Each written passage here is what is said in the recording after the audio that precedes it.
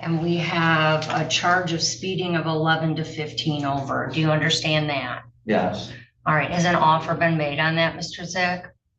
No discussions have, no discussions have been, And we have a charge of speeding of 11 to, sorry, go ahead. No discussions? no occurred? discussions. Would you like to have discussions with him regarding that civil infraction? Yeah, I would like it dropped. Okay, well, I don't know that he's doing that, but he might offer you a reduced ticket with no points. I mean, I don't know that he will, I don't know what he'll offer you, but there could be a reduction. Do you want to discuss that possibility with Mr. Zick? Yes, I'd like to. Okay, I'll let the two of you discuss that. And I did receive your filing. I'm reviewing it now. Okay. And so if that's what you're intending to put on record, it is officially part of the court file. Okay. So we don't need to do it orally because it's part of the file. All right. Okay? All right, I'll let you two talk and I'll see you back in just a few minutes. Thank you. All right, we're back on record. Were you two able to have discussions? We had the discussion, Your Honor, but we're unable to reach a resolution. Okay, so was an offer made? Yes. Okay, can you just tell me what the offer Oh, was? yes, Your Honor. The people offered to reduce the charge of speeding 11 to 15 over to a double parking. All right, and Mr. Page, you understand that's a civil infraction, has a fine of 165, but it doesn't have any points on your license. Right. Okay, and you've rejected that offer? I have. Okay, all right, so we're proceeding with our hearing then. Thank you. Mr. Page, is there something you wanna, if you're just going to read me a giant sovereign citizen objection to my jurisdiction, I'll give you 2 minutes to put whatever you want to put on record, and then we're proceeding with the hearing. Fair? Don't I have the right to be heard lawfully? Well, you have the right to ask questions to the witness Okay. and to, you know, make any arguments you want to the court. Right. I But understand as that. far as jurisdictional arguments, the court does have jurisdiction. Okay, is this court operating in administrative or judicial law? I'm not participating in this, sir. Well, I would. Well, have you to- I know, would this have is to a court know. of law. I would have to know because there's no injured party in this case. So There if doesn't have to be. There does. In order to set bond against me, there has to be an injured party. Okay. Anything else? I am operating under the laws of the state of Michigan and the Michigan Constitution. And that's the information that I'm willing to provide. And it's, Okay. and I'm certain you're aware of that, sir. You've lived in the United States for your life. And I'm also aware I have the right to freely travel at my own vehicle Correct. that I maintain and take care of. There was no injured party. I was not engaged in commerce or commercial activity. Okay, well, they can get tickets too for speeding. I'm protected under the Constitution. Speed limit's not law. The Constitution says that. Actually, The speed limit The is a statute, state's- code, and ordinance. correct. Statute and ordinance, that's Yeah. correct. So how could I be charged if we're operating under this type of law and no injured party? This- Well, your Fine. federal right to travel under the state or the federal constitution doesn't mean that you're not subject to regulatory. I mean, do we not have to get driver's licenses? Do we not have to get car insurance? Do we not have to follow basic speed laws? I mean, you can have a constitutional right with limits and, or regulatory provisions or statutory provisions. The right to drive is not written in the Constitution. The right to travel is. Yeah, and that, I made that clear to the officer that I was traveling. I wasn't driving. I have that. Were you in a I have car? that on film too. Sir, were you in a car? Yes, I was. All right, you were operating a motor vehicle. And were you in the city of Taylor? Yes, Okay. All right, I wasn't operating a motor vehicle though. I was traveling freely down the road. in a motor vehicle. That I maintain and take care of myself. That's my property. Okay. I understand that. That doesn't affect this. Okay, I mean, you were driving a car in the city of Taylor. Uh-huh, Yes, okay. And that's why we're here. okay. Okay, Your Honor, people who would waive opening at this time would be prepared to call their first witness when you're ready. okay, call your first witness. Thank you, Your Honor. At this time, we call Corporal Billy Schillenberg to the stand. Okay, officer, if you can come on up to the witness stand. Raise your right hand when you get up here. You solemnly swear or affirm to tell the truth, the whole truth, and nothing but the truth, so help you God. Okay, have a seat. Mr. Zick, your witness. Thank you. Corporal Schillenberg, can you state your name and badge number for the record? Corporal Billy Schillenberg, badge number is 260. And you're employed with the Taylor Police Department? I am. And what's your position with the police department? My rank is a corporal and in the traffic bureau. And Mr. Schillenberg, were you working back on November 4th of 2024 in the afternoon hours? I was. All right. I'm going to direct your attention back to that date and time. Can you describe to the court where you were approximately doing traffic detail on November 4th, 2024 at about 1:35 p.m. At that time? On November 4th, 2024, approximately 1:49 p.m. I, Corporal Schillenberg, I was sitting stationary and Sir, you can't read off your report. You can use it if you want to use it to refresh your memory. You're free to read it, but you can't just read the report into the record. I, Corporal Schillenberg, was sitting stationary, monitoring traffic on southbound Telegraph, south of Brust Road, when I observed a silver Ford Fusion traveling faster than the vehicles around it, which time I activated my LiDAR device, which I am trained and certified to use in the state of Michigan. Pointed the LiDAR directly at the hood of Mr. Page's vehicle and received a reading of 58 miles per hour in a 45 mile per hour zone at 694.5 feet. Wait, say that again, 58 miles per hour. Now, what was the speed limit there? 45. And Corporal Schillenberg, this all occurred in the city of Taylor, County of Wayne, state of Michigan? Yes, sir. All right. And you indicated you're certified with the LiDAR device. Can you briefly explain how that works and what does it mean when you got a reading at 694.6 feet? So the LiDAR device, in order to operate it, you have to go through a training class to be certified to use it. When you activate or turn on the LiDAR device, it has to go through a self-inspection, and it has to pass all of these self-inspections for it to work. On that particular day, I did my self-inspection of the device, powered it on, it did pass all tests. So the way the LiDAR works is when you point the LiDAR at the hood of the vehicle, it'll give you a speed reading and a feet reading. So the feet is the distance away from where the LiDAR is to the vehicle approaching my position. And based on the reading that you received of 58 and you were monitoring a 45 mile an hour zone, what did you do next? At that time, I got the 58 and 45. When I got the 58 and 45, set my LiDAR device down. I maintained visual sight of the vehicle that I got the reading from. When Mr. Page approached my patrol vehicle, when I exited the parking lot, which I was sitting in. Objection, I approached your vehicle. All right. I think, can you just clarify when you I say? never got out of my vehicle. All right, well, let's let him clarify the answer. I took it to mean something Sorry, else. Your So Honor. no, you have a right to make an objection. Can you just have him clarify what he means by that? Yes, Corporal Schillenberg, can you please clarify your last statement? So I'm sitting on the west side of Telegraph Road, monitoring southbound traffic in a parking lot.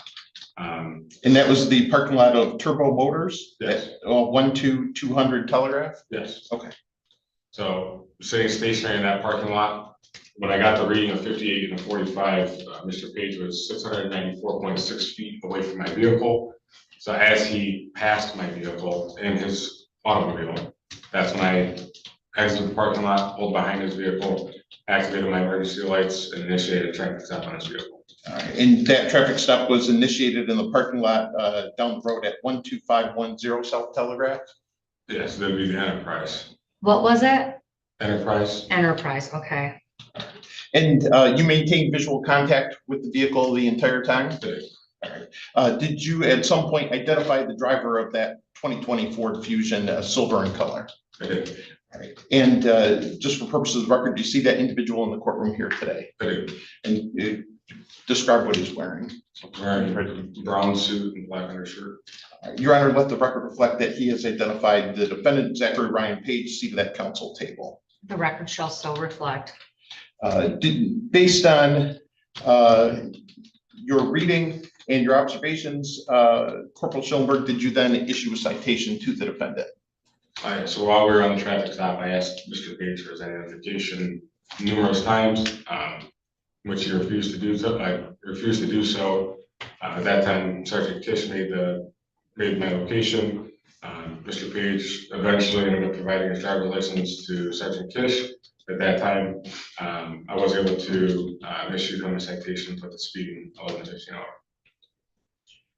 And when you were observing traffic on southbound Telegraph from your location at Turbo Motors, did you have were you able to maintain a clear visual of the traffic and the defendant's vehicle? Yes. Okay. Your Honor, I have no further questions this witness this time. All right, Mr. Page, you have some questions for the witness? You're free to step to the podium just so the court reporter can take everything down.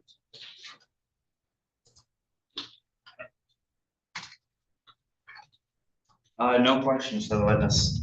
Okay. All right. You're excused, Corporal Kish. Thank you. Corporal Schoenberg. People rest at this time, Your Honor. All right. Do you have anything you want to enter into the record? I want to enter into the record that I'm here today making special appearance under sue juris as one of the people of Michigan, not as a defendant under the jurisdiction of this court.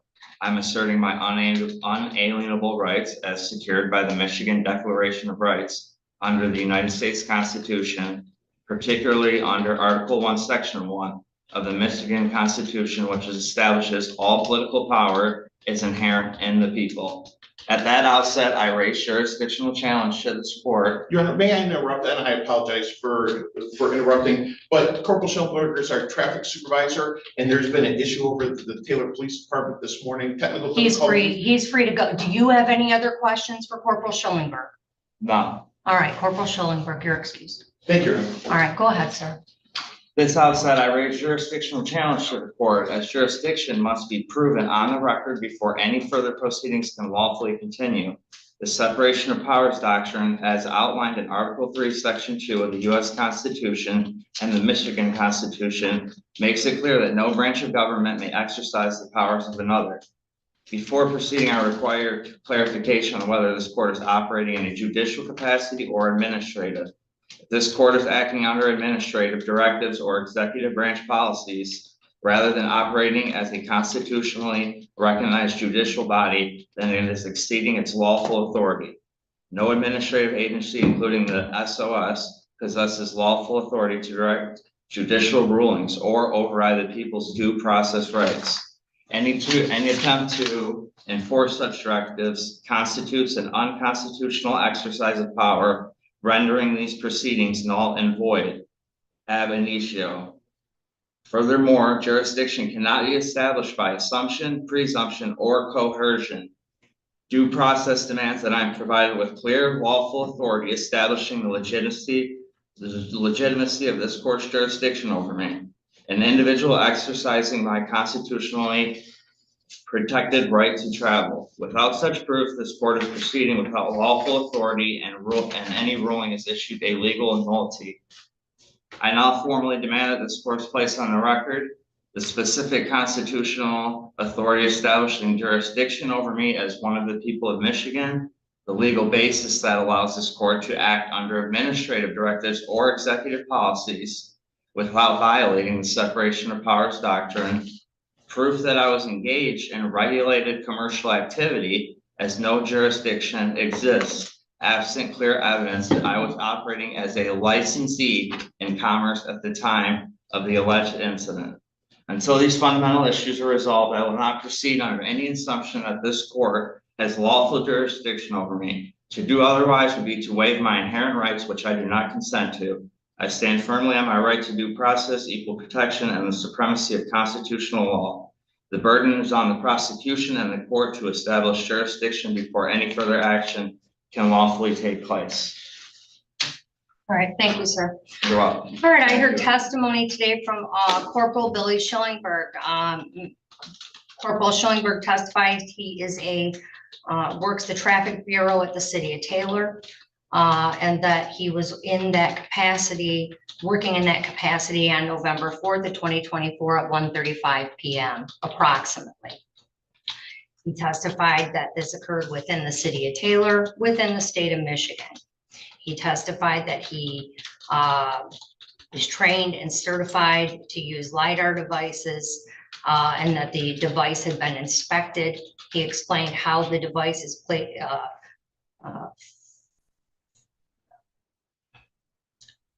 at the hood of the vehicle or aimed at the hood of the vehicle, and it determines the speed in feet from the LiDAR device. He testified that at the time, I can't recall the exact number, but he was approximately 600 feet away from the driver of the silver Ford Fusion, and that he was clocked at a speed of 58 in a 45-mile-hour zone. He testified as the vehicle came towards him and passed him, he put his device down and initiated a traffic stop. The stop ultimately occurred at 12510, which is on Telegraph Road, which is the business of Enterprise. Corporal Schillingberg also identified Mr. Page as the driver of the motor vehicle, and his license was ultimately produced and he was issued a traffic citation. The standard for these hearings is not beyond a reasonable doubt. And there was no questions to Officer Schillingberg that offered any contradictory testimony to the testimony that was issued in this case. Therefore, Mr. Page, I find you responsible of the civil infraction of speeding 11 to 15 over, and that has a fine of $130. Mr. Page, do you need time to pay? I do. Okay. How much? Can you pay in 30 days? I mean, yeah, if I got on a payment plan. All right. Well, would you rather pay something on a monthly basis? Can you pay $70 a month, $50 a month? Tell me what you can. 50 is good. 50 a month. Yeah. All right, they'll send you notice of the payment plan. Are you in Hidden Lane still? Yes. All right, Mr. Page, you'll receive notice of that in the mail. All right, well, that shows where Judge Shackelford's a better person because she let him talk his trash and then was nice to him at the end, gave him a payment plan on a $150 ticket. So she is being nice. Hey, everybody, welcome to American Courts. Thank you for coming in. At 9 o'clock, we're going to redirect over to Kathy. She's got a members only live coming up. So if you got membership over to Kathy's channel, she's got a good show coming up. I don't know what it is, but it's worth it to send it over to her. So we've got a couple of clips. We may have to cut it short because we don't want to go over. I'm gonna go ahead and show one from People in Court. This is a clip from People in Court. Go check out People in Court. Check out her channel. She's got a good channel. There will be a link in the description, and we will click to it now. 40. All right, Keandre Miles and Kimberly Pate, please unmute and turn on your camera so we can hear your case. All right, do you both swear the testimony you're about to give will be the truth, the whole truth, and nothing but the truth, so help you God? Yes, sir. Ma'am, can you say that one more time? Yes. Thank you. Your Honor, this is a partially agreed order. The state's requested to read into the record what's been agreed to by the parties. The parties agree to the use of state medical for the insurance coverage. The parties also agreed to confirm the child support arrears in the amount of $13,366.99 as of February the 28th, 2023. The parties also agreed to confirm medical support arrears in the amount of $6,627.93 as of February the 28th, 2023. The parties also agree for the prior non-disclosure to continue into this order.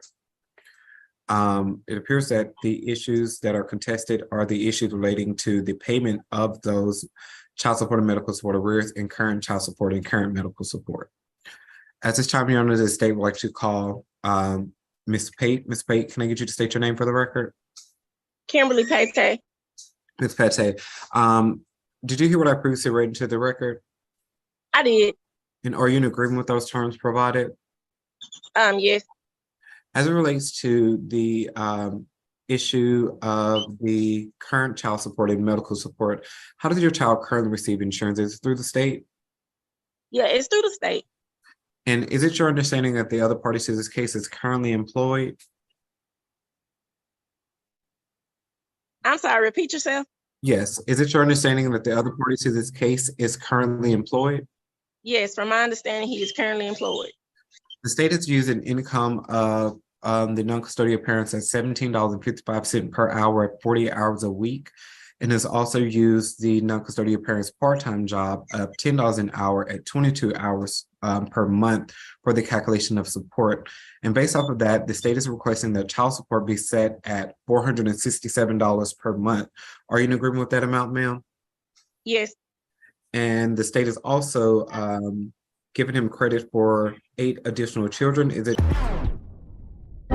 your understanding that he has a total of 8 other children? I don't know anything about his personal life. Okay, and based off of the non-custodial parents' income, giving them credit for the additional children, the state is requesting that medical support be set at $33 per month. Are you in agreement with this amount, ma'am? I am. And as it relates to those payments on the arrears judgment, the state is requesting that the father pays a total of $117 per month for the child support. Are you in agreement with this? I'm sorry, repeat the last part.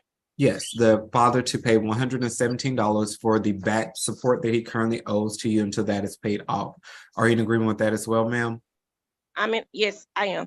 And as it relates to the owed medical support, the state is requesting that the father pays an additional $84 per month until that is paid off. Are you in agreement with that as well? I am. All right. Do you have any additional information you'd like to offer to the court at this time? No, sir, I do not. All right, no further question for this party owner. At this time, your honor, the state would like to call Mr. Miles. Mr. Miles, can I get you to state your name for the record? Keandre Miles. Mr. Miles, did you hear what I read into the record that you previously agreed to? What I agree, yeah, I agreed to some stuff and some stuff I didn't agree to.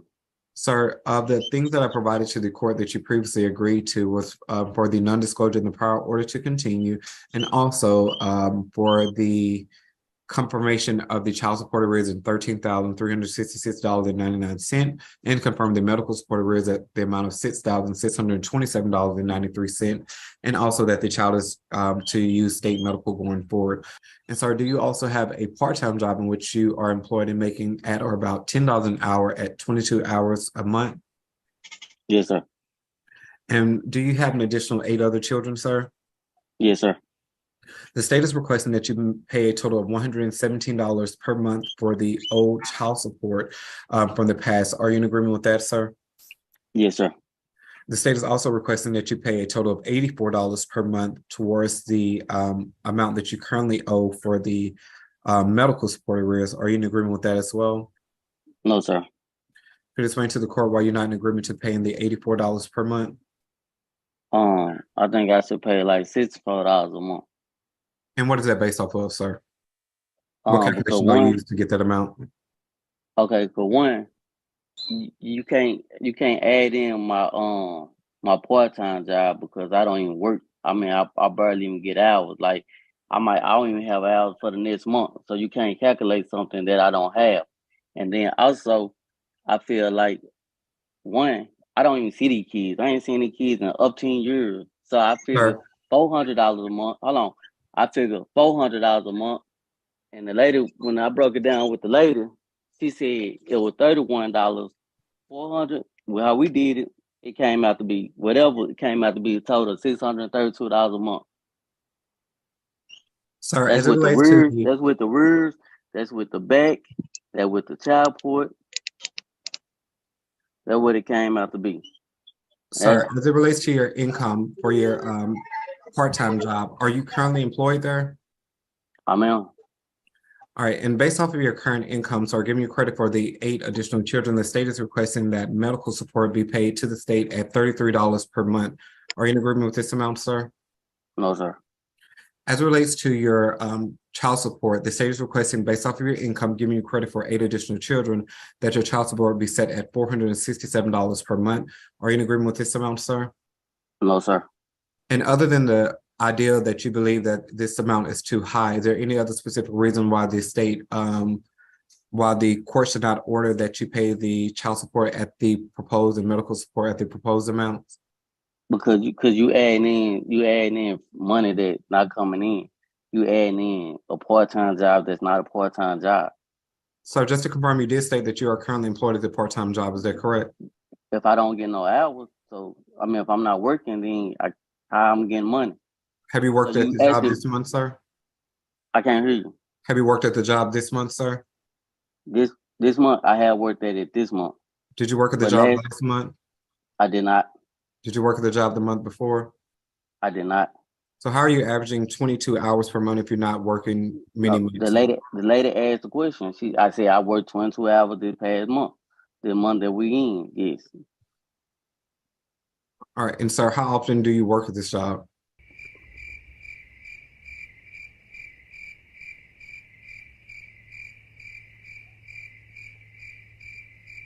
Sir, prior to this month, sir, in which you stated that you did work at this job, when was the last time you worked prior to this month?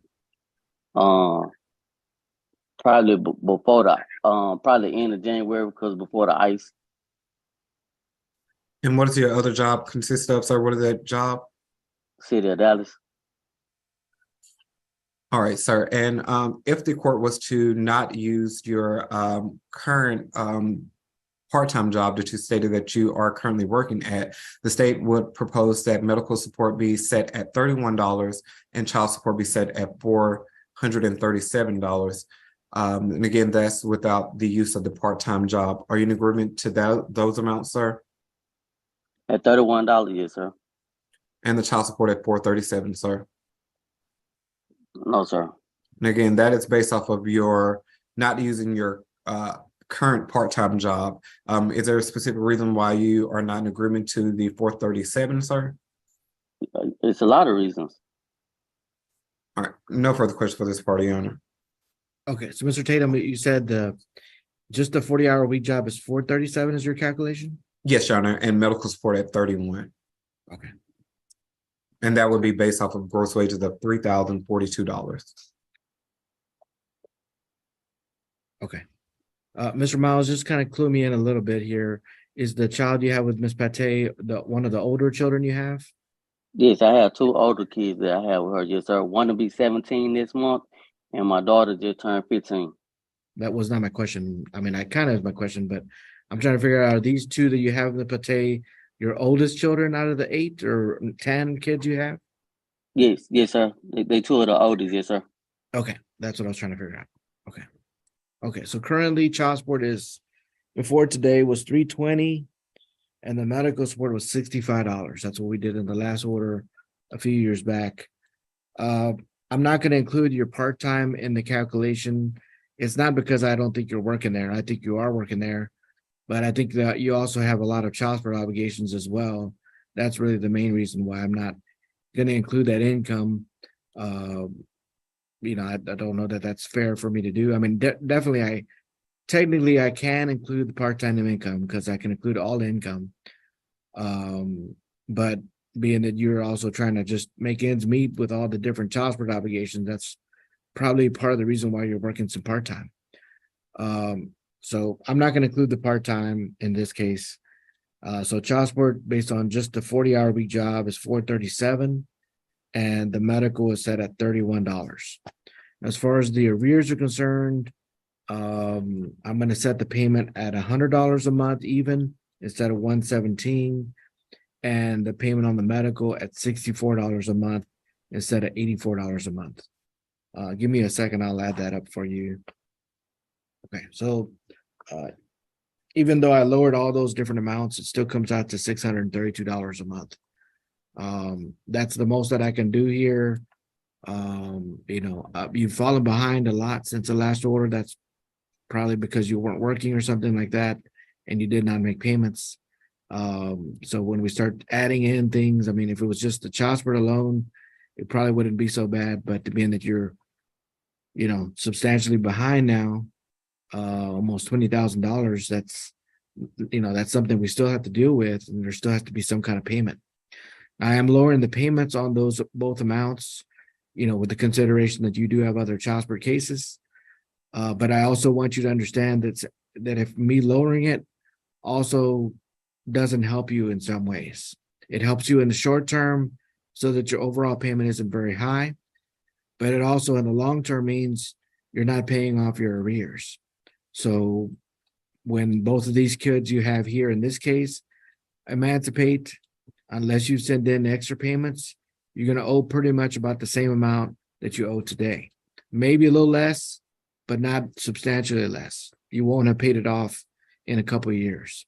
So I may want to make sure you understand that, but obviously you may not, you don't have the ability to pay more than that, but I don't want you to be shocked a few years from now when you find out that your arrears have not been paid down.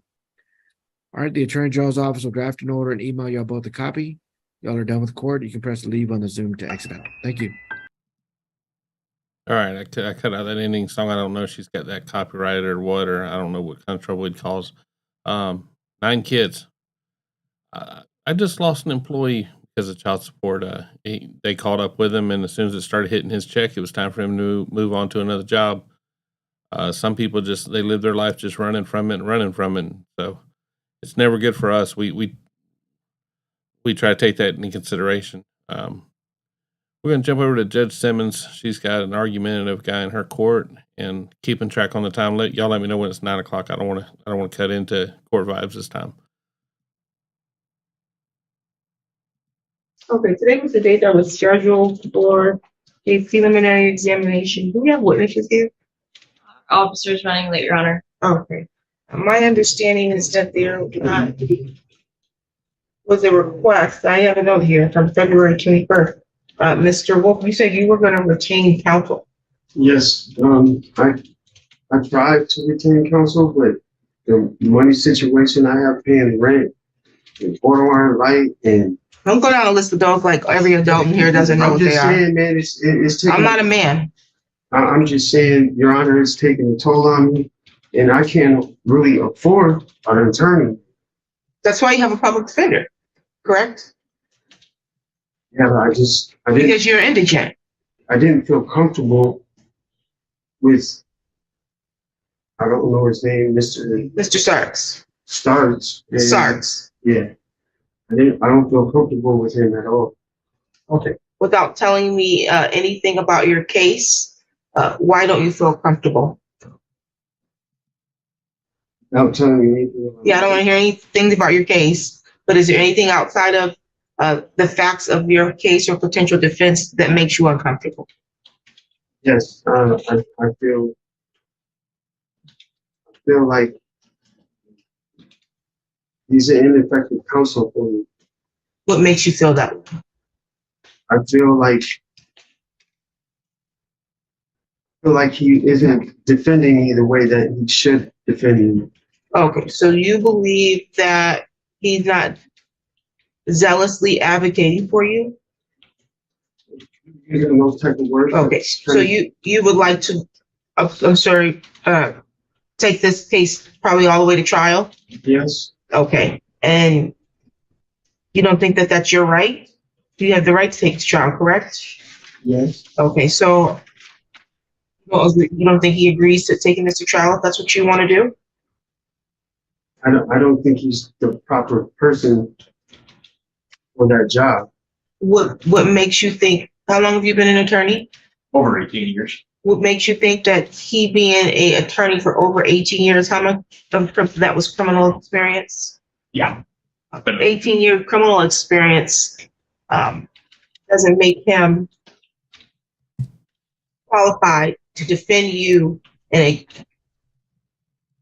criminal matter. I feel like he's ineffective counsel for me because of what I heard and saw. I just feel like what you heard when you talked to him in private, you mean? No, what I heard and saw. Yeah, and Is somebody in my yelling out something in the back of my courtroom? Oh, I'm a twin, so it's just. You're a what? Natural. I'm sorry. You say you're a what? I said, Your Honor, I'm a twin. What's your name? I'm Michael Wolf. You're Matthew's twin? So when his brain moves, your mouth open. No, I'm not saying that. It's not that easy to explain. But what I'm saying is I recognize you're probably protective. no, I am, but I'm sorry. Yeah, you can't blurt out in open court. I know. I know that. Okay, Michael is behind you, but he's gonna be quiet because you have the ability to articulate yourself, your feelings, and you should, because you obviously have the ability to determine if an attorney of 18 years of criminal defense experience is not qualified enough to represent you I didn't on this say he case. wasn't qualified enough to represent somebody. Not just represent, I didn't say somebody, I said you. That was what I said. I don't think his qualifications, at this point are effective to that right now. I think that his ineffective counsel was my effective point to where I said, I don't want you as my counsel. What was ineffective? The way, I can't really say it without saying nothing about the case. I don't want to hear about the facts of the case. Oh, no, I wouldn't say nothing. Yeah, but you have to be I able to overheard a articulate. conversation with the lady Did he that's- fail to meet with you? Did No. he met with you? I know, I'm not understanding the question. With my question? Yes, My question was, did he fail to meet with you? You don't understand that? I didn't say he failed to meet with me. So he met with you, he went over your discovery and information with you? Is that a yes or no? It's just a yes or no question. Yes, he did, or no, he did not? He did. Okay, and he went over potential, defenses and potential risks with you? No, he No. didn't. Now, did he meet with you before or after you decided that you wanted to retain an attorney? No, I overheard a conversation in the hallway. About your case? Yes, With whom? the lady is sitting right there. You overheard Mr. Starks Yes. in a conversation with my court officer. Yeah, she said, we ain't got nothing to go on right now. And at that point, She said we don't have anything to go on. Yeah, because the officers weren't here. So at that point, I would have said, well, can we move for dismissal? Oh, you're talking about a conversation you heard today? No, this was not today. This was that day. What day? The day we was here for the preliminary examination on the 21st. Okay. So you were here on the 21st. And that's the day you said you were going to request to retain counsel. And so you said the officers were not here. I don't know if the officer was here. Do you have a record of whether the officer was here?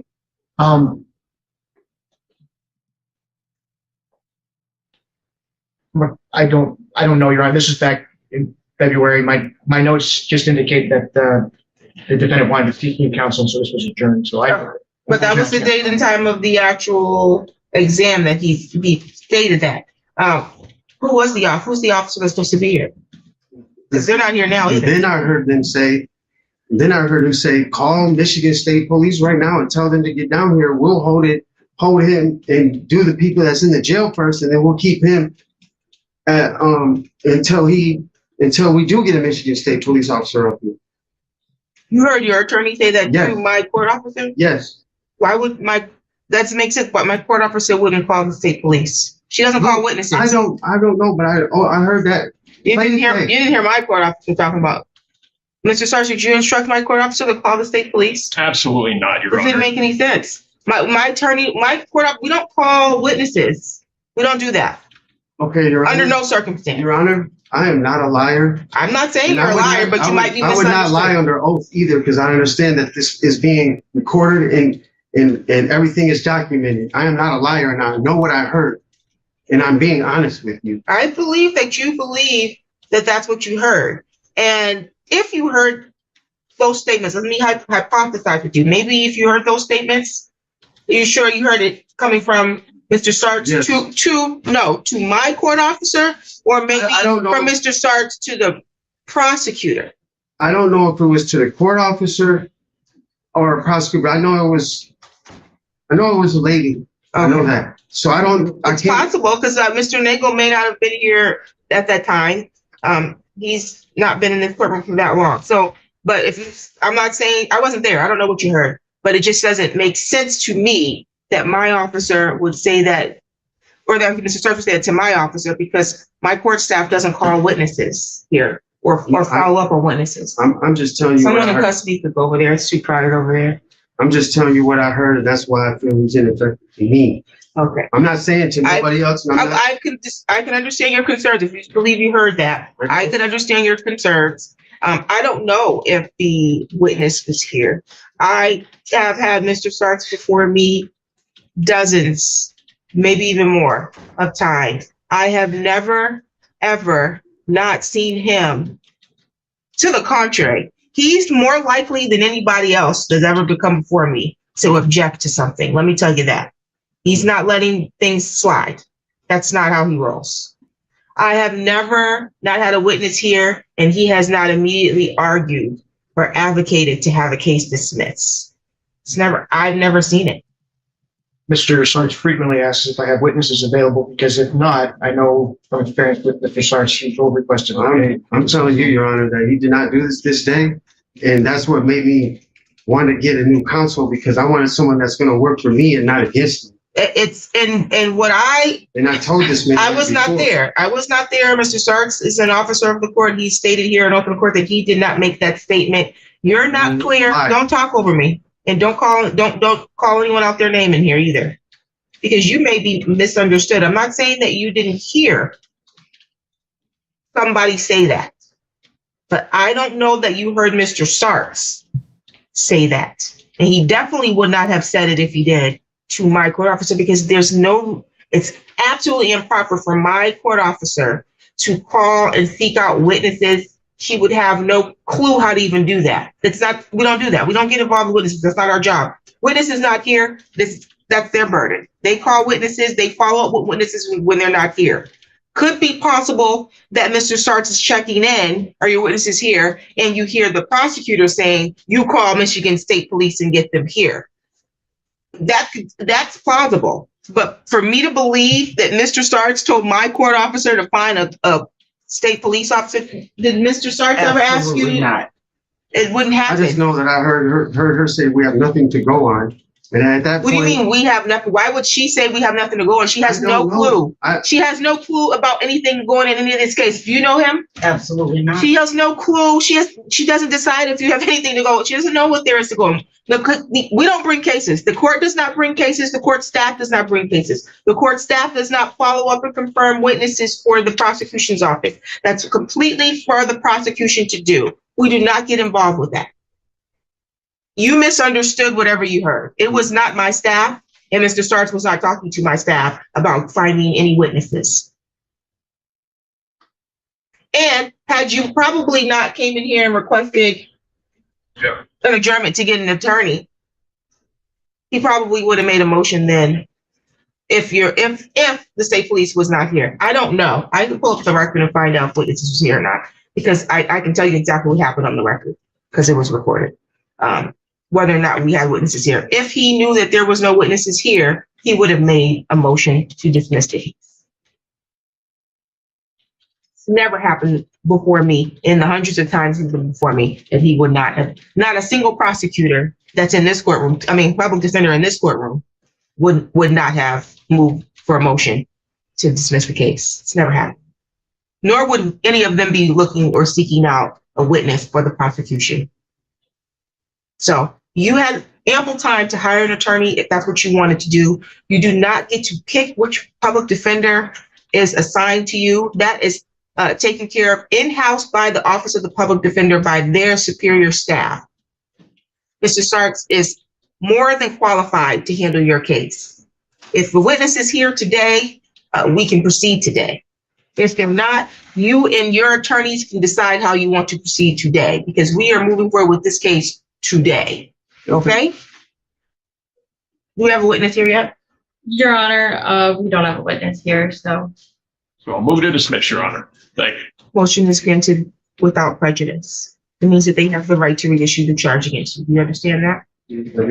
Okay. Do you have any questions? No. Thank you. Thank you, Your Honor. You wait. You hang tight till you get a copy of the dismissal.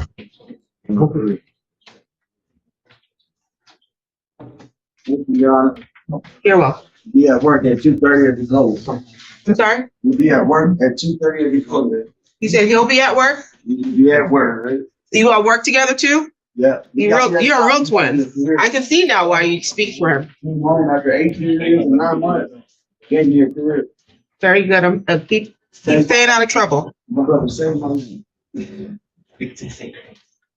So, Sounds like he is in the hallway. We can give him a copy. So we'll just leave it set for now, and I'll get you. Mr. Sart, if you want to get a copy, I think he is still in the hallway. Oh, yes, please, yeah, thank you. For the record, I hired Mr. Sutter. Listen, he got a record. He has a record of objections. I know Oh, that. that's clear. I have also indicated Mr. Sarce that I would hire him if I did. All right, that one caught me by surprise.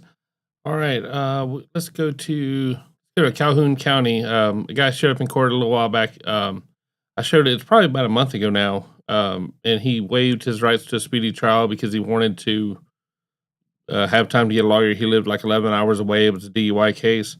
Well, he showed back up in court 2 days ago, wanting it to be dismissed because it passed the speedy trial deadline. So here we go. And there's a few little sound issues on there, but you can hear it. And I just love how Judge Collier I don't think he wastes a single word on the stand. So I appreciate how he runs his court. I'm good. Good morning. How are you doing? This is the state of Florida versus Daniel McDonald. Yes, sir. All right. Looks like we're here for a motion hearing. You filed a notice of expiration of speedy trial and motion for discharge. Yes, sir. Yes, sir. The floor is yours. I'm listening to your argument. Yes, sir. I've been very proactive during the case. I've incurred damages. I still haven't got even at this point after the speedy trial is already, we're already at the end of the speedy trial and even the recapture period. And I filed the notices. I've incurred damage, and even at that point, I still don't have any type of discovery or statement of particulars or anything to even start the case to move forward. I haven't been like sitting around crossing my fingers, hoping that I get a speedy trial. Like I said, I've been proactive, sending motions for discovery and trying to move the case along. Okay, Mr. Patterson. And I believe under I'm sorry. Go ahead. And I believe under the rules that it says that, once those processes are taken care of, when it's not any fault of the defendant, I believe it says the defendant must be discharged from the crimes. So I'd like to motion the court to order the discharge for this case, sir. Okay, when does your speedy trial rights expire? The February 25th was the initiation of that when I sent the notice in by mail and via the electronic service. And then the recapture period would have been March 11th. February 25th? Yes, sir. We were in court February 4th, correct? I believe so. What happened on February the 4th at that court here? Do you recall? That was the first arraignment where the charges had been filed. Do you recall what you asked me? No, sir. You recall telling me that you want to delay the case to the next court date?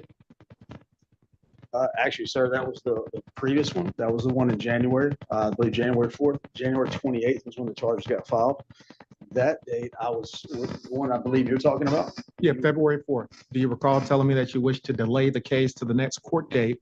And I explained to you that you needed to enter a plea on that day. And you said, I want to delay the case to the next court date. Mr. Patterson then explained that he provided you with a plea offer to misdemeanors. And Mr. Patterson said, Judge, I believe what Mr. McDonald is asking or wanting to do is enter a plea of not guilty and ask for the next court date so that we can engage in plea negotiations. I then looked at you, you were by Zoom, and I said, Mr. McDonald, do you want to plead not guilty and wish to continue the plea negotiations for the next court date? You said yes.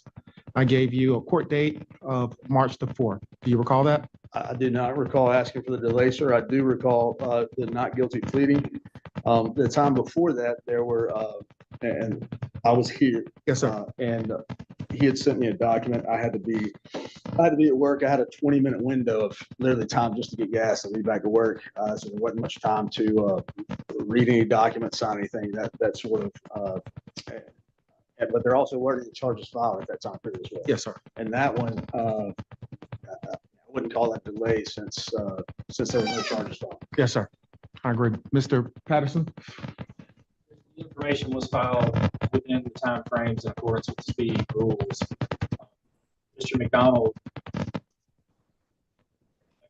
my recollection of it is he was on Zoom. He had a plea offer. He wanted more time to consider that plea offer and discuss those options with me. Mr. McDonald and I have played phone tag some in the intervening time between then and now, but it doesn't change the fact that there was a defense request for more time that is a waiver, constitutes a waiver. Mr. McDonald, anything else? Yes, sir. When I'm reading the rules, it doesn't say that the charge is filed under a certain time period. I know there's some new rules that take effect in July that wouldn't apply to this case. The rules specifically state from the time of arrest, the clock starts from the time of arrest, and then it ends during the time of trial. And the time of trial is noted by when the jury selection starts. So Devaria versus State, the appellate court ruled that basically the speedy trial period was over, the recapture period was over, and they reversed the court decision to grant the right of a speedy trial. And again, sir, I'm merely doing this to save the court time from something I believe I'm going to be found not guilty anyways, and to also not incur further damages just from having to be here, take off work. 11-hour travel. I'm traveling 11 hours a day. I woke up at 1:30 this morning. So Yes, sir. I know that's. No, I know you don't so care, understand. but it's. I do care, Mr. McDonald. Thank you. Yes, sir. I do care. You're right that there's a new rule that doesn't apply to your case. You were arrested by my notes.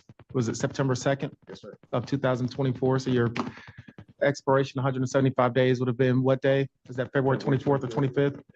February 25th.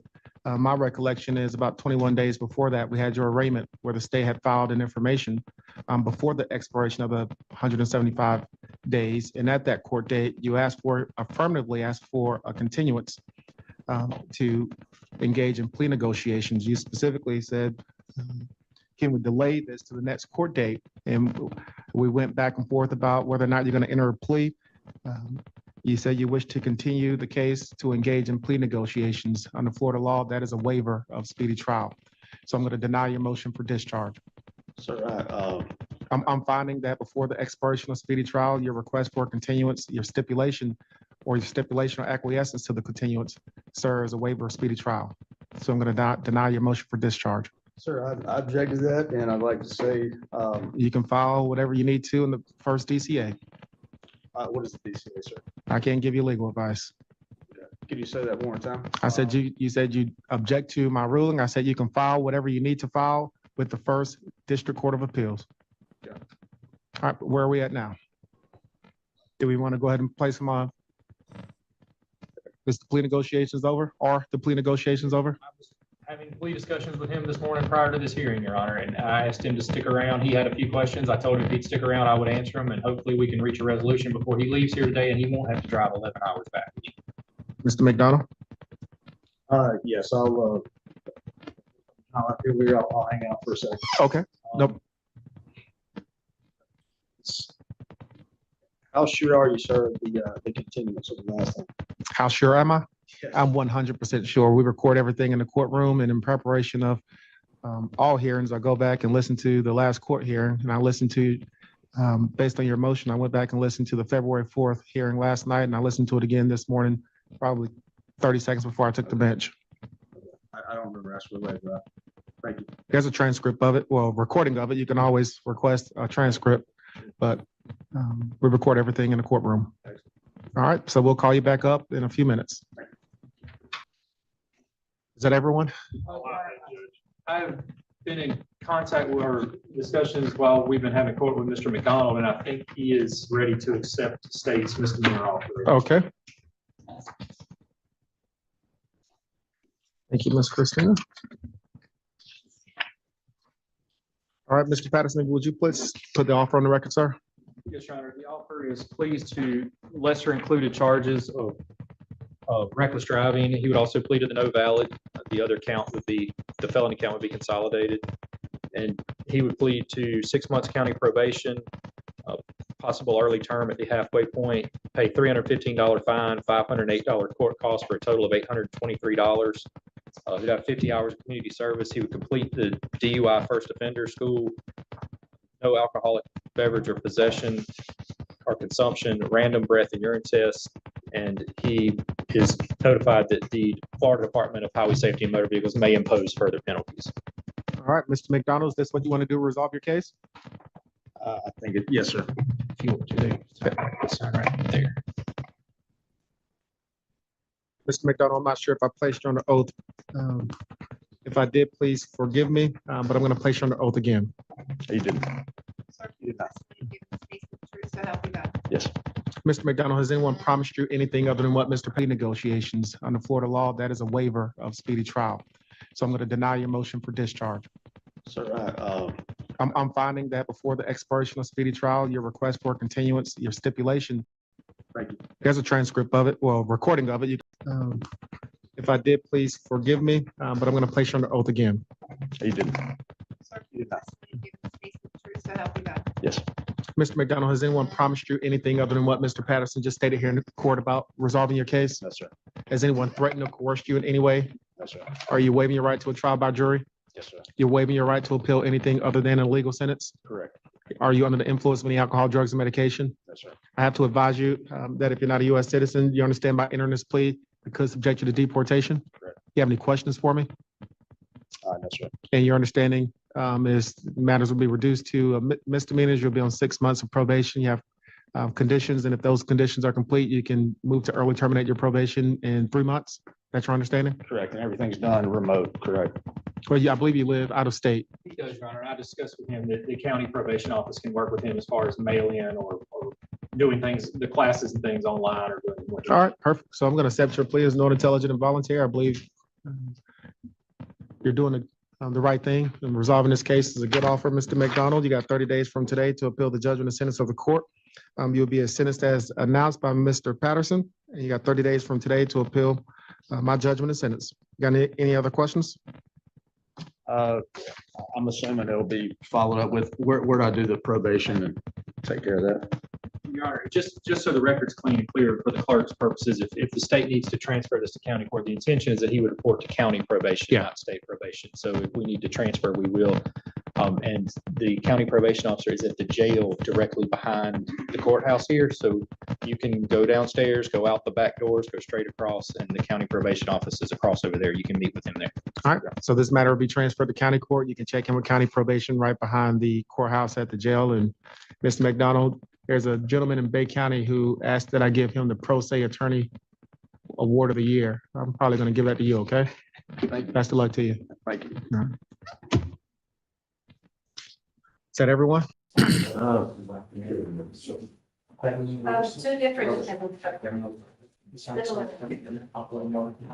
We know Ms. Rogers well. Ms. Rogers, you're now charged yet again with a criminal trespass. You're facing up to 6 months in jail and or a $2,000 fine.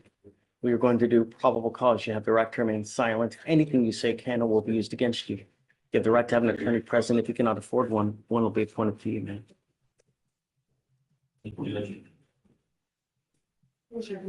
You're on June 18th, 2023, law enforcement officer dispatched upon arrival met with a complaining witness who is the stepfather of the defendant. The complaining witness states that the defendant was on property on June 18th, after knowing she was not allowed to be there for previous criminal trespasses warning the defendant. The complaining witness stated that the defendant had been on the property previously and verbally and physically aggressive. The complaining witness stated that this incident, doorbell rang. The plaintiff answered, and the defendant was standing there. The plaintiff told the defendant she was not allowed to be there. The defendant stated she was not trespassing and was there to see her children. The plaintiff stated no.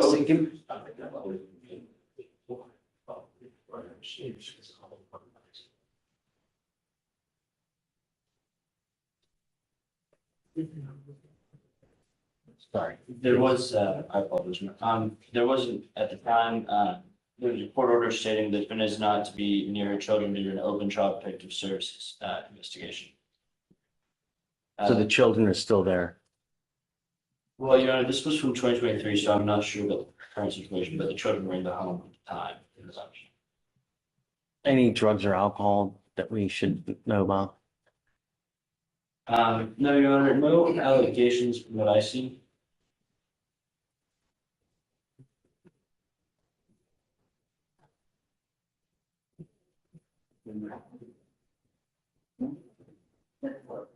This has been an ongoing battle we've been having for 3 years now. I'm sending you now for a drug and alcohol test. I want to know what, if anything, is in your body, and you're to come right back. I'll appoint your lawyer today. You're not to go back to their house. If I find that you do, you know what's going to happen. I'm putting a monitor on your ankle so I know where you are at all times. Do you understand this, Rogers? I'm not going to play this game with you again. We've been through this round and round and round and round, and I'm at my peak. Do you understand? Okay, take a seat, Raymond. Judge, she's going to no contact as well? Yeah, she's no contact, not to go within 1,000 feet of where they live or where they work. I also have Rochelle Rogers. Judge, she tested positive for amphetamines. However, she did indicate to pretrial that she did have a prescription for Rochelle Adderall. Rogers. Oh, She has a prescription for Adderall. She provided it to the people of the testing. okay. So that's why she tested positive. I don't know if that's something that we'll have to look at to see if it's something that she would test positive for. Come up, Ms. Rogers.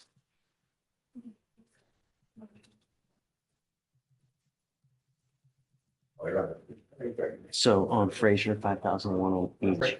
Yeah, and then I'll do the bail orders here momentarily.